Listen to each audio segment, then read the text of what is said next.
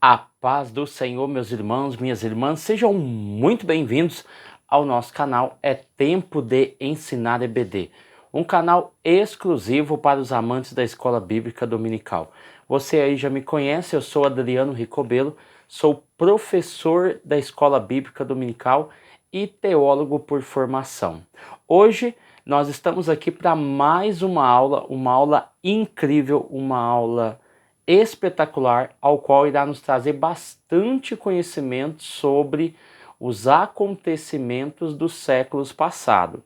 E hoje nós vamos falar na lição de número 8, que tem como tema o avivamento espiritual no mundo. Antes de nós entrarmos aqui no nosso texto, eu gostaria de pedir a você que não é inscrito no canal, se inscreva. Aqueles que já são inscritos, deixe o seu like, deixe o seu comentário, isso é muito importante para que nós possamos compreender e entender a dinâmica do nosso canal. Então você pode deixar aí o seu comentário que vai ser muito bem-vindo, ok? Então vamos lá. O texto áureo se encontra em Ezequiel 47, e mediu mais 1000 e era um ribeiro, que eu não podia atravessar, porque as águas eram profundas, águas que se deviam passar a nado, ribeiro pela qual não se podia passar. Ezequiel 47, versículo 5. A verdade prática nos informa o seguinte: somente por intermédio do movimento do Espírito Santo o mundo pode experimentar o verdadeiro avivamento espiritual. Então o autor coloca nos dois pontos. Primeiro, somente, a palavra somente, não há outro caminho, não há outro meio, não há outro método, não existe algo que esteja ao nosso alcance. Somente por intermédio do movimento do Espírito Santo, o mundo, ou seja, o ambiente aonde nós vivemos, somente por intermédio do Espírito Santo, o mundo pode experimentar o verdadeiro avivamento, ok? Aqui em Ezequiel 37, versículo 7, a seguir, e Ezequiel 47, do 1 a depois o 5 e o 9, nós vamos ver aqui que nós já passamos por esse texto. O autor nos colocou aqui, mas quando nós passamos pelo livro A Justiça Divina, que foi referente à lição passada, né, no caso, a revista passada, nós falamos lá na lição de número 10, que abordou Ezequiel 37, e o tema era a restauração nacional espiritual de Israel. E a lição de número 12 foi referente a Ezequiel 47, que falava sobre imersos no Espírito nos últimos dias. Então eu não vou me atentar a ler o texto, tá? Por quê? Porque esses textos aqui que foram apresentados já foram estudados em revista passada, ok? Eu vou deixar o link na descrição do vídeo, então se você quiser ir lá, é um conteúdo excelente que você pode estar assistindo novamente. Então o texto é bem grande, 37 e 47, e eu fiz questão de ressaltar que nós já estudamos esses dois textos na íntegra, tá bom? Então vamos lá. Entendendo tudo isso, na questão da introdução, o autor vai nos dizer o seguinte: o que Deus fez no tempo de Ezequiel ainda pode fazer atualmente. Aí ele vai falar de alguns avivamentos, principalmente que aconteceram no século XVIII, século XIX e século XX. Então, dentre esses aspectos aqui que foram apresentados na introdução, nós vamos abordar alguns nomes, ok? E dentro dessa questão, ele vai dizer que esses grandes avivamentos, grande parte deles que aconteceram, surgiram do movimento pentecostal. Então nós vamos abordar um pouco sobre essa questão, tá bom? Então vamos lá. A partir de Ezequiel 37, 47, estudaremos os avivamentos espirituais que ocorreram no mundo. Lembrando aqui que nós estamos falando da experiência que Ezequiel teve em visão. Uma do Vale de Ossos Secos, capítulo 37 de Ezequiel, e o 47 fala do rio que saía debaixo do trono de Deus, e aí ele teve a experiência, né, partindo dos tornozelos, partindo depois dos joelhos, dos lombos e depois a nado, tá bom? Então vamos lá. Entendendo tudo isso, o tópico de número 1 vai dizer o seguinte: o avivamento no tempo de Ezequiel, calamidade e restauração de Israel. Os irmãos lembram, quando nós já falamos sobre a questão do alerta, Deus nunca vai fazer algo sem alertar o povo. Então isso foi muito explicado na outra revista. E quando nós lemos aqui Ezequiel capítulo 6, Ezequiel capítulo 8 e Ezequiel capítulo 9, você vai ver que Ezequiel capítulo de número 6, você vai ver que o silêncio é quebrado, né? Esse silêncio é quebrado após uma pantomima, né? Que são uma forma de expressar uma atitude, um gesto, ou seja, através de uma ilustração, através de uma mímica, enfim, chama uma pantomima. Então isso aconteceu até o capítulo 6. Do capítulo 6, versículo 1 até 7, 27, nós vamos ver que aconteceu aqui grandes revelações, ou seja, houve uma quebra do silêncio a partir do capítulo de número 6. Então aqui começa, a partir do capítulo 6 e 7, uma série de 2 discursos em Ezequiel. O capítulo 8, nós vamos ver Deus levando Ezequiel até o templo. Ali ele vê a imagem de ciúmes, ele vê ali o local onde estavam os deuses escondidos em uma câmara, tá bom? E ele vê também 25, se não me falha a memória, 25 homens, a Bíblia não define se eram sacerdotes ou não, mas 25 homens que estavam virados de costa para o templo e adorando o sol, tá? Então nós vamos ver isso tudo acontecendo. E fora também a adoração a Tamuz, que é apresentado aqui no capítulo 8. O capítulo 9... nós já vamos ver, o autor mesmo nos apresentou aqui, o capítulo 9 ele vai falar sobre 6 homens que ele vê com armas destruidoras. E além dos 6 homens, ele vê um que está com um tinteiro de escrivão na sua mão, e Deus pede para que esse homem marque as pessoas que vão se salvar por causa da destruição que vai vir sobre Jerusalém, e com isso, ele marcando essas pessoas não serão destruídas e consumidas. Ou seja, esses 6 homens que ele vê, vêm com armas destruidoras, representando a Babilônia. E esse outro homem, que é o 7º, ele vê um escrivão, e ele tem um tinteiro no seu alforje, né, na sua cintura.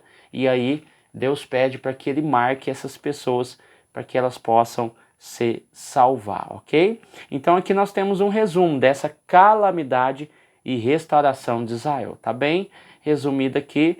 Eu acredito que você não precisa se aprofundar, até porque nós já falamos e você já falou em sala de aula sobre o livro de Ezequiel. Então apenas resuma, esses 3 capítulos é o suficiente para que os seus alunos compreendam essa questão. Um vale de ossos secos, subtópico de número 2. Dentro do subtópico de número 2, nós vamos ver o seguinte, que há aqui a menção de 3 profecias. Eu acho que, dentre vários pontos importantes que poderíamos abordar aqui, e até foi abordado de maneira minuciosa na aula sobre Ezequiel 37, né, que no caso aqui seria a lição de número 10 da revista anterior, A Justiça Divina, nós vamos ver que Ezequiel teve 3 oportunidades de profetizar. Primeiro, ele profetiza sobre os ossos secos, a mando de Deus, através de uma pergunta, ok? Depois ele vai profetizar para que o Espírito entre nesse corpo que agora está em pé, com carne, com seus ossos juntados, nervos e carnes e pele. E depois, na terceira, ele vai profetizar a terceira vez para que essas sepulturas sejam abertas, ou seja, o símbolo de que esse povo saiu do período de morte para a vida, ok? Então nós temos aqui um resumo de 3 profecias ao qual Deus ordenou a Ezequiel. Após ordenar e ele entender e compreender, ele profetiza segundo a palavra de Deus. O subtópico de número 3 vai falar sobre o rio das águas purificadoras. Quando nós olhamos aqui, ele sai do capítulo 37 e vai para o 47. Então você vê que o autor no subtópico de número 1, ele faz um resumo dessas calamidades e a questão da restauração, que Deus diz bem claro, deixa bem claro no livro de Ezequiel, a punição, mas também a restauração. Aí ele vai falar sobre os ossos secos e depois ele pula para o capítulo 47, de maneira bem resumida. Ele fala sobre o rio das águas purificadoras, que está no capítulo 47, ao qual esse ser que acompanha Ezequiel, ele o chama para um desafio, né? E ele aí, através dessas águas purificadoras, ele começa a adentrar e sentir uma grande experiência, né? Começando pelos tornozelos, joelhos, lombos, até não dá mais para caminhar sobre ela. Aí, ele é dentro dela, né? E aí, ele é forçado a ir a nado, ou seja, a situação o impulsiona a experimentar coisas novas, ok? Partindo desse princípio, tá? Partindo desse princípio, dessa questão apresentada aqui, tá bom? Nós vamos aqui para o tópico de número 2. O tópico de número 2 vai falar sobre os grandes avivamentos no mundo. Eu só esqueci de fazer uma ressalva aqui. Se você voltar no subtópico de número 1, quando eu disse que no capítulo 6, versículo 1 e capítulo 7, versículo 2, capítulo 7, versículo 1 em diante, eu estou falando de 2 séries, de 2 discursos ao qual o silêncio é quebrado. Nós vamos ver que antes do capítulo 6, o capítulo 4 e o capítulo 5, né, até o versículo 17, eu tenho a pantomima, propriamente dita, o termo que eu utilizei aqui no começo. E são 4 atos simbólicos. Então depois você vê lá no capítulo 4, versículo 1 até o 5:17, junta essa informação com o subtópico de número 1, tá bom?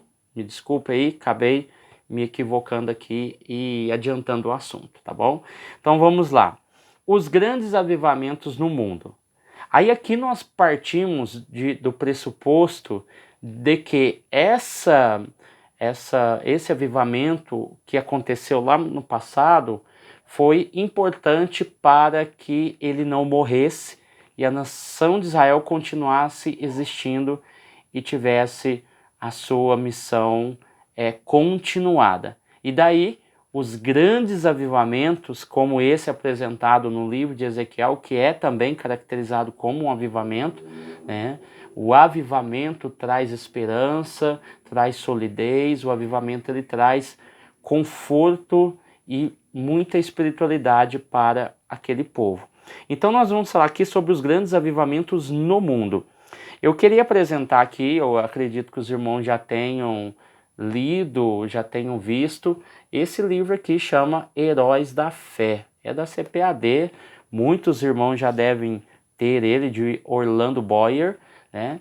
E nós vamos ver que esse livro traz alguns personagens que são apresentados no livro, então é bom você, além de fazer a sua pesquisa séria, né, e com muita responsabilidade dentro da internet, você também tem livros que tragam algum tipo de auxílio. Então esse é um livro aí que vai trazer bastante auxílio aí para sua vida e para sua aula, tá bom?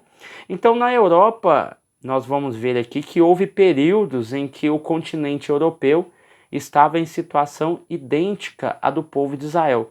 No contexto das profecias de Ezequiel 37, 1847. Então, quem já estudou a história da igreja sabe dos conflitos, das batalhas, das vitórias, dos avivamentos. Seria impossível nós fazer um pormenor dos detalhes que aconteceram dentro desse período aí da Idade Média, né?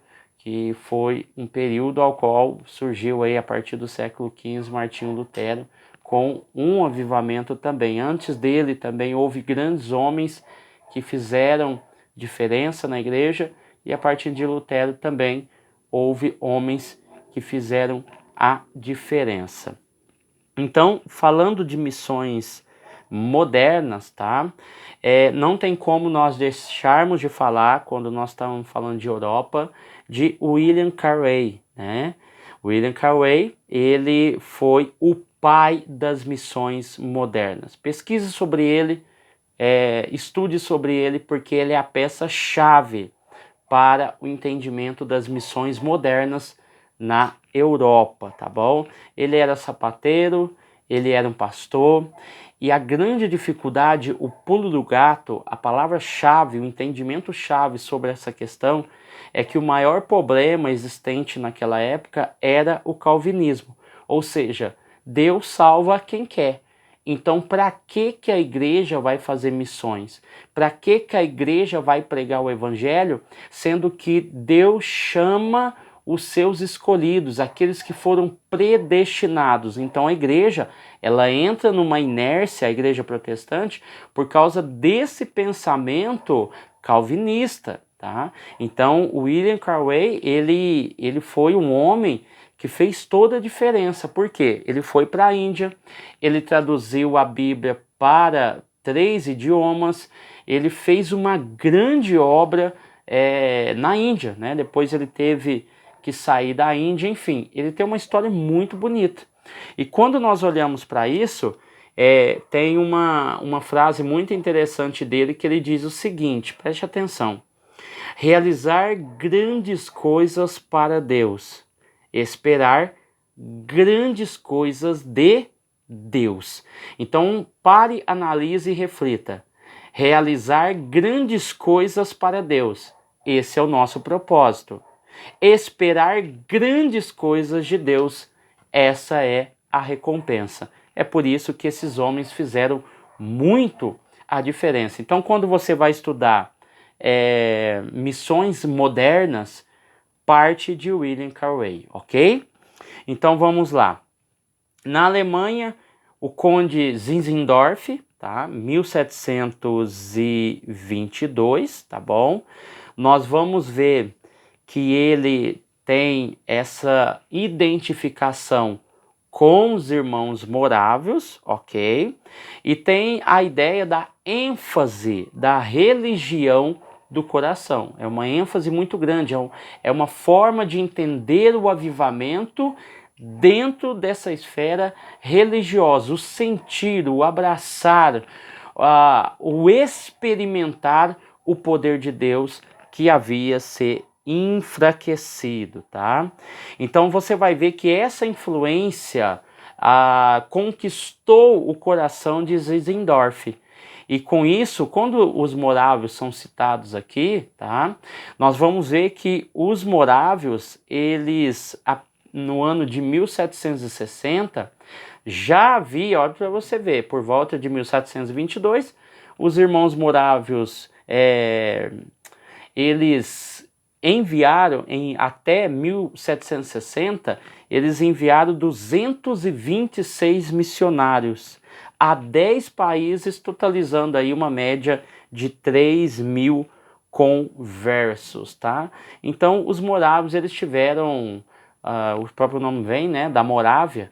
Então, os morávios, eles tiveram um papel muito importante na questão das missões.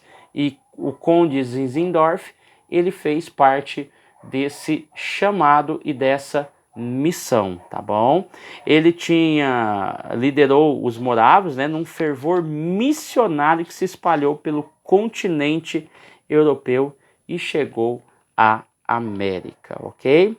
Então, nós vamos ver que essa ideia das missões mundiais, elas estão justamente dando uma resposta a uma questão calvinista, de que Deus predestinou uns para a salvação e outros para a condenação. Então, quando eu falo de missões mundiais, eu estou falando da ida de missionários da igreja para determinados locais para evangelizar esses povos, tá bom? Então é interessante porque é uma afronta, é uma resposta à ideia calvinista, tá bom? Na Inglaterra, nós vimos aqui a questão da Alemanha, agora a questão da Inglaterra. Por volta de 1740, John e Charles Wesley, que eram irmãos, né, e George Whitefield, que era parceiro de John Wesley, na verdade, embora estavam em igrejas diferentes, mas eles tinham ideais iguais, buscar almas, alcançar almas em um tempo ao qual não se tinha a ideia de ir atrás das pessoas, as pessoas tinham que ir atrás da igreja. Então, quando você pega John Wesley, Charles Wesley, George Whitefield, que no caso aqui ele é o pai, considerado o pai do evangelismo, né? Por quê? Porque eles iam aonde o povo estava. Eles iam nas minas de carvão, eles pregavam em lugares abertos, enfim, aonde se pudesse se colocar, estabelecer um púlpito, eles colocavam e pregavam e anunciavam o evangelho. Então, George Whitefield é considerado pregador ao ar livre. É interessante um dado que eu levantei aqui, é que ele, George Whitefield, ele pregava 10 vezes por semana, ok? E ele fez isso durante 34 anos. Então isso é uma marca histórica, é uma marca de um homem que foi chamado para um trabalho específico, para uma obra específica, e assim, recebendo esse chamado, ele fez com muita maestria, tá bom? Então, dentro dessa ideia aqui, nós vamos ver que dentro desse, você pega aí, por exemplo, como nós já falamos, Charles Wesley, John Wesley, George Whitefield, todos eles têm essa influência dos morávios, né? Porque quando você olha, a questão é a ideia de evangelizar os perdidos. Então isso você vê em George Whitefield, Charles Wesley, John Wesley, o Conde Zinzendorf, essa ideia de evangelizar os perdidos e também entender o dever de toda a igreja, tá?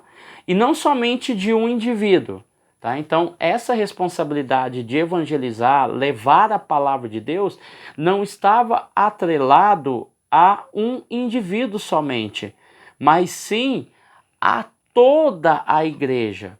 Então, é por isso que John Wesley foi rejeitado, né, pela igreja onde ele congregava, porque pregar ao ar livre era algo inaceitável. Então, por isso que John Wesley tem uma frase muito famosa: o mundo é a minha paróquia, ou seja, o local aonde eu prego e anuncio é o mundo, é lá aonde estão as pessoas. Então você vai ver que dentro dessa ideia os morávios tiveram grande influência, né, nessa questão. E nós vamos ver aqui o seguinte, que no século XV, né, nós vamos ver que essa Unitas Fratum surgiu, né, que é os irmãos morávios, que significa unidade de irmãos. E daí sai aí essa ideia de evangelizar, isso a partir do século XV, tá bom? Então vamos lá. No país de Gales, Evan Robert, né, um adolescente de 13 anos, reuniu seus colegas e lhes falou da visão que recebeu de Deus num domingo. Em 1904 e 1905, o avivamento começou a espalhar-se pela cidade e pelo país, e alcançou muitos países do mundo, tá? E segundo a história de Evan Robert, tá? Ele alcançou 100 mil pessoas, tá bom? E o interessante é que na época dele ele teve esse auge, né? Que é 1904 a 1907, mais ou menos. Você vai ver que tá bem pertinho aí de 1911, né? Que vem aí os missionários Daniel Berg e Gunaving para o Brasil. É próxima aula, tá? E você vai ver que está ao ladinho aí do avivamento da Rua Azusa nos Estados Unidos. Aqui nós estamos falando do país de Gales. Só que os moldes e esse tipo de avivamento influenciou, de certa forma, o avivamento norte-americano. Por quê? É interessante que nessa época, no país de Gales, Evan Robert, ele começava um culto, diz a história que ele começava o culto às 4 horas da tarde, uma família chegava às 4 horas da tarde. Chegava à noite, essa família ia embora, porque no outro dia ela tinha que trabalhar. Aí o marido trabalhava, ou talvez a esposa também.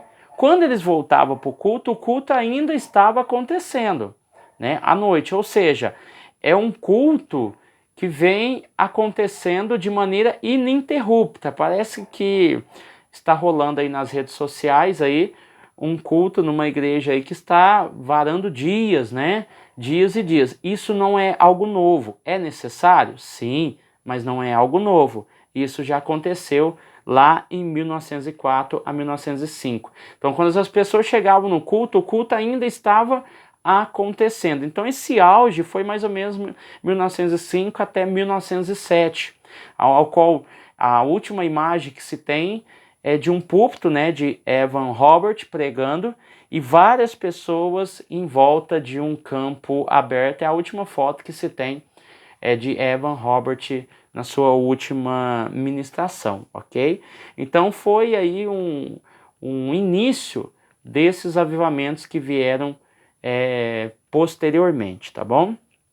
Nos Estados Unidos, nós vamos ver a figura de Charles Finney, porque houve também um grande avivamento espiritual. Então ele teve grande influência de Campbell, tá? Do movimento de vida profunda, tá bom? Então nós vamos ver aqui que Charles Finney foi também um grande homem de Deus que fez a diferença e que foi uma pessoa, um pregador, que deu também bases para os avivamentos que ocorreram logo em seguida, tá bom? As raízes do movimento pentecostal. Quando nós olhamos para isso, nós vamos ver que a partir de 1900, Charles Fox Parham, obreiro leigo e pregador itinerante, ele funda o chamado Movimento de Fé Apostólica. Lembrando que quando Daniel Berg e Gunaving chegam ao Brasil e eles, após um período, são expulsos da Igreja Batista porque eles pregavam o batismo com o Espírito Santo e a cura divina, algo que não era praticado e não era pregado, tá bom? Isso não acontecia no Brasil porque nós tínhamos igrejas tradicionais. Elas não pregavam aquilo que era chamada a terceira bênção, tá? Que era o batismo no Espírito Santo, e também não pregavam a cura divina. Deus podia curar, mas não se orava para Deus curar, entendeu? Compreendido? Então essa era a diferença de quando Daniel Berg e Gunaving vieram para o Brasil. E dentro dessa questão há uma semelhança, porque como eles foram influenciados por Charles Parham, nesse início de avivamento, você vai ver que Charles Parham começa com o movimento de fé apostólica. O primeiro nome da Assembleia de Deus no Brasil chamava Missão de Fé Apostólica. Olha para você ver. Movimento de Fé Apostólica, Charles Parham. Daniel Berg e Gunaving, Missão de Fé Apostólica. Posteriormente foi chamado de Assembleia de Deus, tá bom? Então você vai ver que ele fundou o Instituto Bíblico Bethel College em Topeka, no Kansas, né? E no caso ali, dentro dos seus estudos, também foram batizados pessoas com o Espírito Santo. Então você vai ver que ele acreditava, essa era a grande diferença, né? Como eu disse aqui, acreditava na cura divina, tá? E também, como ele saiu da metodista, né? Ele acreditava e ele pregou isso, ele pregou sobre a terceira bênção, tá bom? E essa terceira bênção seria o batismo no Espírito Santo, tá bom? Então, vamos lá. Vamos ver se eu não esqueci alguma coisa aqui. Vamos lá. Então, tá bom. Dentro dessa informação aqui do País de Gales, vamos voltar aqui que eu tinha notado um ponto aqui sobre Evan Robert, tá? No tópico C. Aqui, eu marquei aqui, achei interessante passar para vocês, que dos 15 aos 26 anos, Evan Robert não perdeu um culto ou reunião de oração. Então eu achei interessante colocar isso daqui, não para mostrar que ele era um super-homem, mas para mostrar que ele tinha um objetivo, ele tinha um propósito e o seu chamado ele obedeceu à risca e para isso ele deu muito valor àquilo que estava nas suas mãos, tá? Aí depois, em 1901, voltando aqui ao subtópico de número 3, em 1901, em Houston, Texas, o pastor negro, filho de escravos da Louisiana, William Seymour, pertencente a um grupo de santidade que se chamava Holiness, tá bom? Ele também foi batizado no Espírito Santo com evidências das línguas estranhas. Por quê? Porque ele foi influenciado pelo movimento de fé apostólica de Charles Parham. Então Charles Parham pregava a terceira bênção e no caso aqui, William Seymour também foi batizado, tá? Muito de acreditar nessa terceira bênção. Em 1906, Seymour se transferiu para a Califórnia, na sua própria casa, na Bonnie Street, número 216.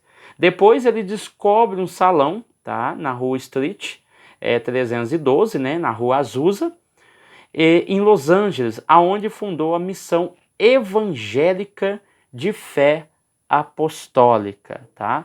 Então olha para você ver, primeiro, Charles Parham, movimento de fé apostólica.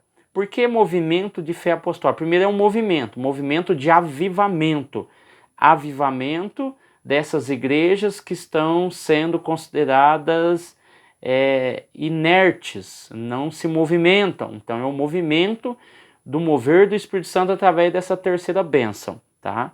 De fé apostólica. Os apóstolos na descida do Espírito Santo receberam e também na questão dos dons de curar, ou seja, a cura não era somente para os apóstolos ou para o seu período, mas era também para o seu tempo. Então nós temos um movimento de fé apostólica por Charles Parham e o William Seymour vai fundar a missão evangélica da fé apostólica. E Daniel Bergo Naving vai intitular a primeira igreja no Brasil de Missão de Fé Apostólica, tá bom? Então vamos lá. Então, quem estudou um pouquinho da história de Parham vai ver que quando ele estudava, William Seymour, né? Quando o William Seymour estudava na escola de Parham, como ele era negro, filho de escravos da Louisiana, você vai ver na história que ele estudava no corredor, se colocava uma cadeira no corredor e ele não podia se assentar com os outros alunos. Então ele se assentava em uma cadeira, né, e uma carteira, só que ficava no corredor, ok? Então foi ali aonde ele aprendeu a doutrina Holiness, tá bom? Então vamos lá. Dentro dessa questão aqui, nós vamos ver que foram grandes homens que fizeram uma diferença enorme. Talvez você pensou que eu não ia falar sobre Charles Finney. Charles Finney ele tem uma história muito interessante, foi apresentada aqui no subtópico de número 2. O poder de Deus era tão grande na vida dessas pessoas que após século XIX, né, Charles Finney havia acabado de pregar em uma escola. No outro dia, os trabalhadores de uma fábrica foram trabalhar normalmente e surgiram vários comentários, né, sobre esse grande culto que aconteceu nessa escola. E desse burburinho que aconteceu, de falando sobre esse culto que aconteceu, quem é que aparece na fábrica? Charles Finney. É interessante que quando você lê a história de Charles Finney, a história diz que quando ele entrou dentro da fábrica, as pessoas estavam trabalhando. Ao ver Charles Finney entrando, eu até arrepio, quando vê Charles Finney entrando dentro da fábrica, quando as pessoas focavam o olhar nele, as pessoas iam confessando seus pecados, tá? Eles sentiam a culpa dos seus pecados e começavam a confessar. Olha para você ver que coisa fora do normal. É algo extraordinário. E dentre isso, quando Charles Finney ia passando, algumas pessoas, a história diz que tinha duas mulheres, duas operárias trabalhando, e as duas caíram no chão quando Charles Finney passava. O gerente da fábrica, vendo todo esse reboliço, mandou parar todas as máquinas, porque deveria se falar sobre a salvação. Era necessário falar sobre a salvação mediante aquilo que ele estava vendo. E a história vai dizer que ele ali começa a pregar e anunciar a palavra de Deus para aquele povo. E a história diz que em poucos dias a maioria do pessoal da fábrica estava convertido ao evangelho. Então é isso que acontece. Quando uma pessoa ela se dispõe a ser usada por Deus, ela faz toda a diferença. É por isso que quando nós falamos aqui no tópico 3 sobre os impactos no mundo e a geração depois do avivamento, há uma preocupação nossa, né? Porque nós vemos as questões sociais, políticas, econômicas acontecendo e eu preciso de ter pessoas para ser usada. Pessoas como Martin Luther King, pessoas como Charles Finney, pessoas como Charles Parham, pessoas como William Seymour, pessoas como George Whitefield, Charles Wesley, enfim, você vê John Wesley, você vê homens que fizeram a diferença em seu tempo. Robert Hanks, que foi o precursor da escola bíblica dominical, enfim, tantos homens que nós poderíamos citar aqui. Então, encerrando, falando sobre esse avivamento, o avivamento muda a história, né? Os avivamentos mudam a história, é necessário entender isso. É necessário entender também que nós não podemos pegar esse peso, ou seja, pegar e tentar imitar, por exemplo, Charles Finney, porque esse dom, essa capacidade, essa graça, essa unção foi para o seu tempo, foi necessário. Então não podemos sentir essa pressão de querer ser um Charles Finney da vida. Tá? Deus tem um chamado específico para você, Deus tem um chamado específico para o seu vizinho, para o irmão da sua igreja, para aqueles seus alunos da escola dominical. Para cada um, Deus tem uma chamada. Deus escolheu a cada um para fazer determinadas obras. Uns vão ser usados em grau maior, outros vão ser usados em grau menor. Mas a missão tem a mesma importância. As responsabilidades mudam, mas a importância é a mesma. Para aquele que, igual Moody, salvou 1 milhão de almas e para aquele que salvou a sua família. Então, é interessante nós analisarmos, pensarmos nisso e entender, né, que Deus colocou no nosso coração determinado projeto. E se Ele colocou e você aceitou, você faça com muito zelo. Amém? Deus abençoe você, sua casa e sua família. Ficamos aí até o próximo vídeo, tá bom? Não se esqueça de se inscrever no nosso canal, deixe o seu comentário, coloque algo interessante aí que você poderia acrescentar e Deus abençoe em nome de Jesus.